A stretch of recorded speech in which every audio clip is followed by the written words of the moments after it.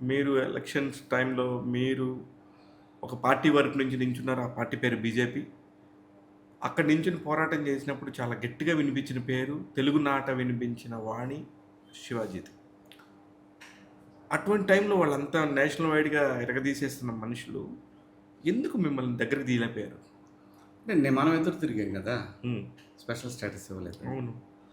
So, మాట ఇచ్చి నేను ఎలా ఊరుకుంటాను? సో, అలా బయటకొచ్చేసాం మనం. అందువల్ల మన ఆలోచనలు, మన టార్గెట్లు బిగినింగ్ నుంచి వేరే ఉంటే, ఇవాళ నా పొజిషన్ నేషనల్ లెవెల్‌లో ఉండేది. అదే. ఆ నేషనల్ లెవెల్ నాకు పొజిషన్. వద్దబ్బా! నాకిచ్చింది చాలా ఎక్కువ భగవంతుడు. హ్మ్. నేను పని చేసుకునే శక్తి నాకిచ్చాడు.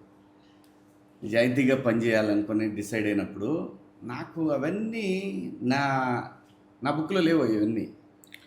నేను ఈ తరాలు ఇప్పుడు ప్రెజెంట్ ఉన్న ఈ తరాలు రేపు పొద్దున్న వచ్చే పిల్లలు వీళ్ళ కోసం నేను ఫైట్ చేశాను నేను. వీళ్ళ కోసమే నేను ఫైట్ చేసింది దేనికి? రేపు వాళ్ళలో నా బిడ్డలు, వాళ్ళ బిడ్డలు కూడా ఉంటారు కదా! హ్మ్. సో, ఇదంతా కలిస్తేనే కదా సమాజం. ఇలా మోసం చేస్తే ఎవరికి వాడు రాజకీయంగా తప్పు కదా! తప్పు. కానీ ఇప్పుడు మీరు చేసే ఫైట్ మీతో పాటు కనీసం నెక్స్ట్ జనరేషన్ కోసం చేశానన్నారు కదా! వాళ్ళలో ఎవరికైనా తెలియాలి కదా అంటాను నేను. ఎందుకు తెలీదు శివ? హ్మ్. ఎవరికి తెలియదు చెప్పు మనం చేసిన పోరాటం.